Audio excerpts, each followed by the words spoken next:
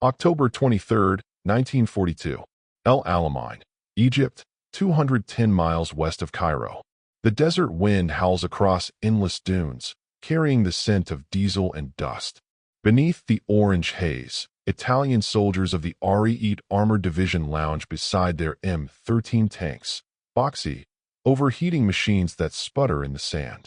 One mechanic wipes his brow and gestures toward the British lines shimmering on the horizon. Matildas, he laughs. Tin cans. Slow, fat, easy prey. His comrades chuckle, passing around a tin of rationed wine. To them, the squat British Matilda II and Valentine tanks seem absurd, relics from another war. Their armor might be thick, but they move slower than a man jogging through sand. Against Rommel's sleek Panzer IIIs and IVs, these British machines appear doomed. But that night, something shifts in the air. From the western horizon, the faint thump of artillery rolls like distant thunder. The men of the Deutsches Afrika Korps, Rommel's pride, stiffen as coded messages flicker through the radio net. Across the dunes, Field Marshal Erwin Rommel himself, gaunt and sunburned, scans the darkness from his staff car near Tel El Isa. He's been ill for days, ordered back to Germany for rest, but refuses to leave. He knows the storm is coming. To the east, under the dim light of a desert moon, Lieutenant John Harland of the British 1st Armored Division adjusts his goggles and peers through binoculars. Before him, the desert is alive with movement. Long lines of Crusader and Valentine tanks, their engines purring under camouflage nets. Behind them, engineers with mine plows and sappers huddle in whispers. At precisely 21:40, the silence shatters. 800 British guns erupt in unison, a wall of thunder that lights up the desert like lightning on the sea. Shells scream over the heads of advancing infantry, pounding Axis minefields and gun emplacements. The ground trembles. Rommel's men stumble from their dugouts, choking on sand. A German corporal yells, "Führerlinie," fire line. But the order is drowned in the roar of artillery. Far behind the lines, the Italians watch in disbelief as the night sky turns to fire. Those tin cans, the Matildas and Valentines they mocked, are moving. Slow, yes, but steady. Inexorable. The Battle of El Alamein has begun. By dawn, the desert sky burns pale gold. Heat shimmers off tank hulls, and the endless thud of artillery still shakes the sand. The British Eighth Army, now rearmed, reorganized, and reinvigorated under General Bernard Montgomery, pushes westward like a rolling steel tide.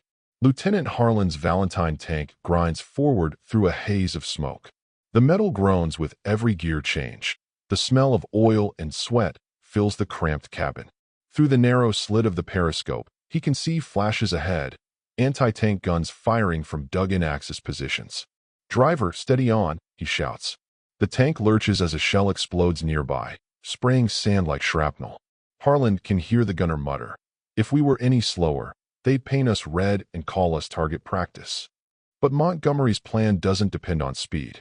It depends on pressure. He knows Rommel's men are stretched thin, 200 miles of front, short on fuel, short on ammunition. The Afrika Korps is exhausted. Every mile gained by the British chips away at a fragile defense.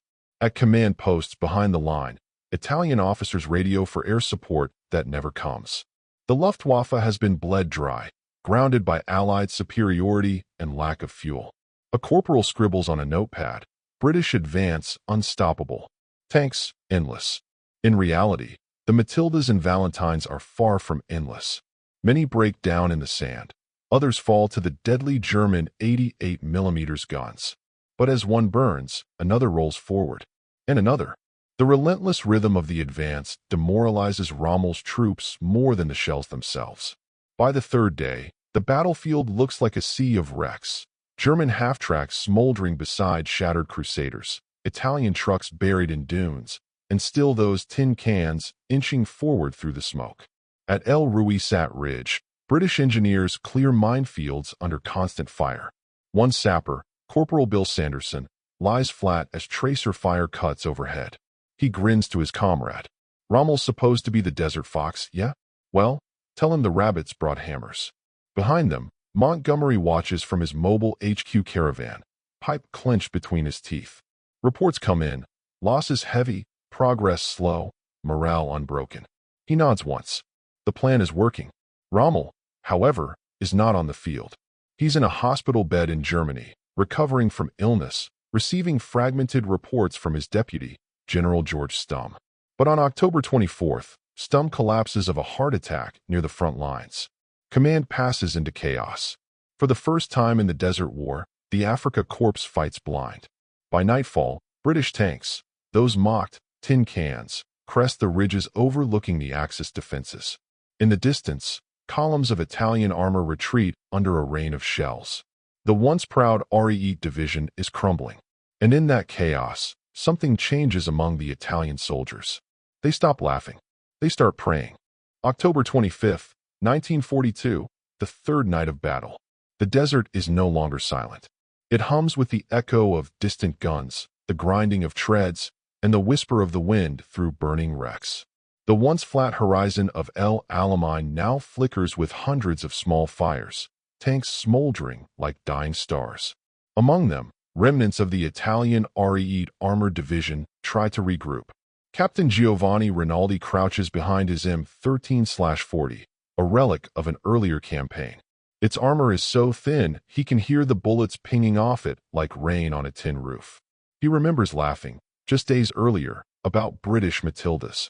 Now he stares at one through the smoke, its hull blackened, tracks coated in sand, still advancing through the inferno. The Matilda's 2-pounder gun swivels, belches fire. The M13's turret jerks violently, then collapses inward. Rinaldi is thrown backward by the shockwave, ears ringing. He scrambles up, dazed, and sees a Valentine tank cresting the ridge, its crew waving the Union Jack from the turret hatch. He realizes, in that instant, that the battle is lost. And something deeper, that the war itself may be lost. Behind the front, the Afrika Korps reels from the relentless push. Without Rommel's coordination, command dissolves into a patchwork of desperate radio calls and contradictory orders. German officers beg for supplies that will never arrive. Italian drivers siphon the last drops of fuel from wrecked trucks. In the confusion, whole battalions disappear, swallowed by the desert. Meanwhile, the British Eighth Army's discipline holds. Montgomery's infantry presses forward in waves. Australians on the left, New Zealanders and South Africans in the center, armored brigades sweeping from the south. Every advance is methodical, every mile earned through blood and shellfire. At dawn on October 26th, the second phase begins, Operation Supercharge. The sound is unlike anything the desert has heard before. 500 artillery guns firing in perfect rhythm. The barrage lasts 5 full hours. Axis bunkers collapse, minefields erupt, and the desert floor trembles like a living thing. Inside his tank, Lieutenant Harlan grips the periscope, watching tracers slice through the air. The gunner shouts over the roar. Targets at 1 o'clock, German 88s. Load AP. Fire. The shell screams across the sand, striking a gun pit. A burst of flame, then silence. Through the swirling dust, Harlan sees figures running. Germans, Italians, men in ragged uniforms fleeing west. He exhales slowly, realizing for the first time that Rommel's line is cracking. By the evening of the 26th, reconnaissance aircraft confirm what the infantry already feels. The Axis is in full retreat. Trucks stream west toward Fuca and Mersa Matruh. Thousands of Italian soldiers surrender without orders, hands raised, faces gray with exhaustion. British wireless operators intercept fragments of broken transmissions. Fuel gone. Ammunition gone. RE destroyed. And so, the mockery ends. The tin cans, the Matildas and Valentines once dismissed as obsolete, have done what Rommel's elite divisions could not. They've ground down the Desert Fox's army with sheer endurance, discipline, and iron resolve. As night falls, the desert returns to quiet. The fires burn low.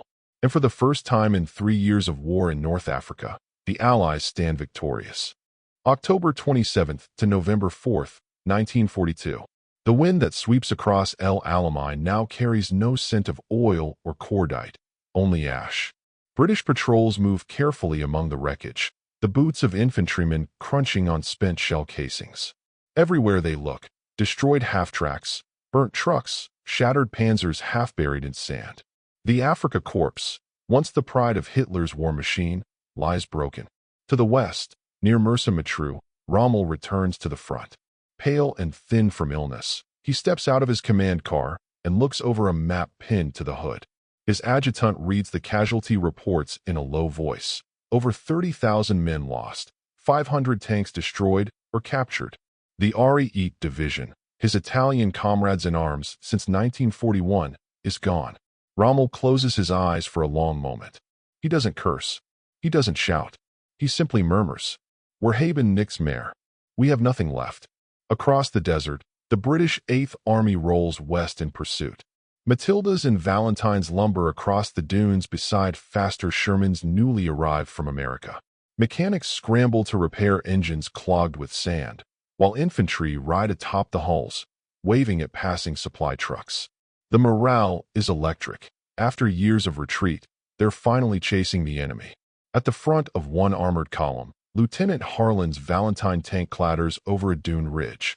In the distance, he spots a column of black smoke twisting into the sky. He raises his binoculars. The last of the Italian tanks, their turrets blown apart, burning near the coastal road. Poor devils, he mutters. They never stood a chance. Yet Harlan knows victory came at a price. The desert floor behind him is littered with the wrecks of British armor, their crews buried in shallow sand graves marked with wooden crosses. The tanker's joke about tin cans has vanished. Now, the Matildas and Valentines are spoken of with reverence. Machines of endurance, not glory. On November 4th, Montgomery issues his famous communiqué to London. The Battle of Egypt has been won. The enemy is retreating. Churchill, upon hearing the news, will later declare to Parliament, "Before Alamein, we never had a victory. After Alamein, we never had a defeat." But on the ground, victory feels less like triumph and more like relief.